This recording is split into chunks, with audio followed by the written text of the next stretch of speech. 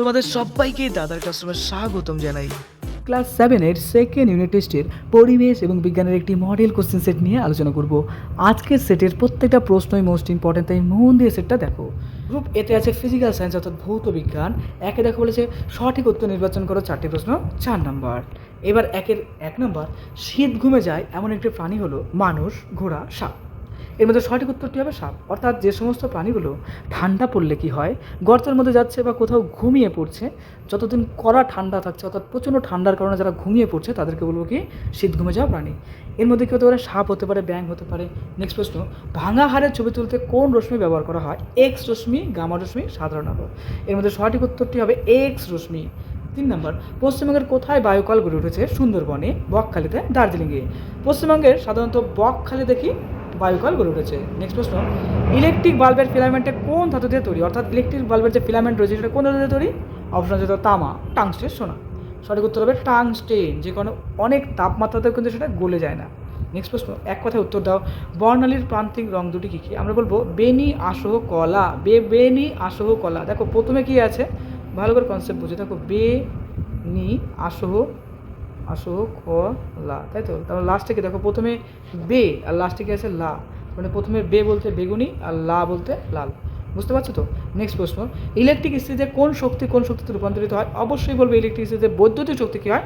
তাপ শক্তিতে কনভার্ট হয়, তাই না? নেক্সট প্রশ্ন, নাইক্রোম তার কী কী ধাতু দিয়ে তৈরি? বলতে হবে নাইক্রোম তার ক্রোমিয়াম, নিকেল এবং লোহার সংকর ধাতু বা লোহা দিয়ে তৈরি হচ্ছে।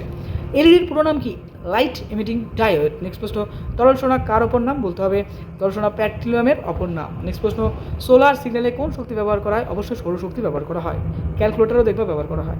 সংক্ষেপে উত্তর লেখো যে কোনো দুটি অপরিচিত শক্তির নাম। কী হবে? বায়ু শক্তি, ঝড়বাটার শক্তি, তারপরে সৌরশক্তি, ভূতাপ শক্তি, আরও ওরকম অনেক কিছু হতে পারে।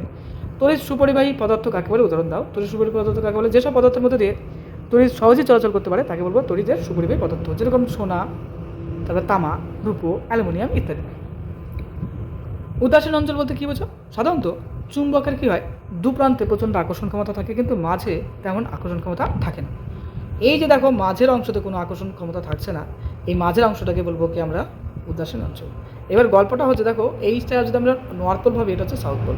অর্থাৎ এই সেক্টরে প্রচণ্ড আকর্ষণ, এই সেক্টরে প্রচণ্ড আকর্ষণ। এবার ধীরে ধীরে এই যে মিডিলের অংশ যেটা আছে সেখানে কিন্তু আকর্ষণ ক্ষমতা প্রায় না থাকার মতোই বলা যায়। তো এই অঞ্চলকে আমরা বলবো কি? উদাসীন অঞ্চল। নেক্সট প্রশ্ন, গ্রুপ বি এর লাইফ সায়েন্স অর্থাৎ জীবন বিজ্ঞানের অংশ দেখো, বিন্দুহীন একটি পাতার নাম হলো জবা, আম, শিয়ালকাটা। সঠিক উত্তর শিয়ালকাটা।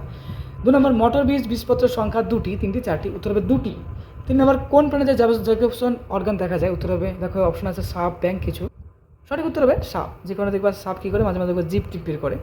নেক্সট প্রশ্ন দেখো, কোন পরাগযোগে বাহকের প্রয়োজন হয় না? উত্তর হবে স্বপরাগযোগে কোনো রকম বাহক প্রয়োজন হয় না। কয়েকটি যৌগিক ফলের নাম লেখা। উত্তর কী হবে বলো? কয়েকটি যৌগিক ফলের নাম হলো আনারস, বট, কাঁঠাল ইত্যাদি।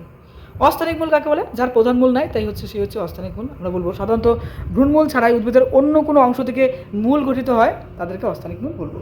নেক্সট প্রশ্ন দেখো, একটি রসালো পাতার নাম লিখতে বলছে। একটি রসালো পাতার নাম পাথরকুচি। নেক্সট প্রশ্ন, একবীজপত্রী বীজ কাকে বলে? উদাহরণ দাও। উত্তর বলবো দেখো, যে সমস্ত বীজে একটি মাত্র বীজপত্র থাকে তাদেরকেই একবীজপত্রী বীজ বলে। অর্থাৎ একটাই বীজপত্র থাকবে তাকে বলবো একবীজপত্রী, যেরকম গম হতে পারে, ভুট্টা হতে পারে, ধান হতে পারে ইত্যাদি। নেক্সট, সম্পূর্ণ ফুল কাকে বলে? উদাহরণ দাও। যে ফুলে কী থাকবে বলো তো? 4টি অংশ থাকবে তাকে আমরা সম্পূর্ণ ফুল বলবো। অর্থাৎ আমরা কি বলবো, যে বীতি থাকবে অর্থাৎ বীতি থাকবে বা বৃন্ত থাকবে, দলমণ্ডল থাকবে, পুংকেশর থাকবে, গর্ভকেশর থাকবে। 4টি অংশ থাকবে যার তাকে বলবো হচ্ছে সম্পূর্ণ ফুল, যেরকম জবা ফুল। চলো আমরা বইয়ের পড়াটা পড়ি। যে ফুলের 4টি স্তবক কি অর্থাৎ বীতি, দলমণ্ডল, পুংকেশর চক্র, গর্ভকেশর চক্র থাকে তাদেরকে সম্পূর্ণ ফুল বলে। উদাহরণ জবা ফুল। নেক্সট প্রশ্ন, সাপ বারবার জিভ বের করে কেন? দেখো, বিভিন্ন প্রাণীর দেহ থেকে নানা উদ্বায়ী যৌগের অণু বাতাসের মধ্যে দিয়ে ছড়িয়ে পড়ে। সাপের জিভে সেই সব যৌগের অণু আটকে যায়, তারপর সাপ মুখের মধ্যে জিভটা ঢুকিয়ে নিয়ে উপরের তালুতে ঠেকায়। সেখানে থাকে একটি বিশেষ অঙ্গ, একে বলা হয় জেকবসন অর্গান। সাপ যখন জিভটা সেখানে ঠেকায় তখন সেই গন্ধের অণুগুলি মস্তিষ্কে উদ্দীপনা সৃষ্টি করে। সেই থেকেই সাপ চারপাশের পরিবেশ সম্বন্ধে জানতে পারে, এই কারণেই সাপ বারবার জিভ বের করে। ওকে, পরীক্ষার জন্য তোমাকে জানাই বেস্ট অফ লাক। নতুন হলে অবশ্যই সাবস্ক্রাইব করে দিও। খুব ভালো থেকো।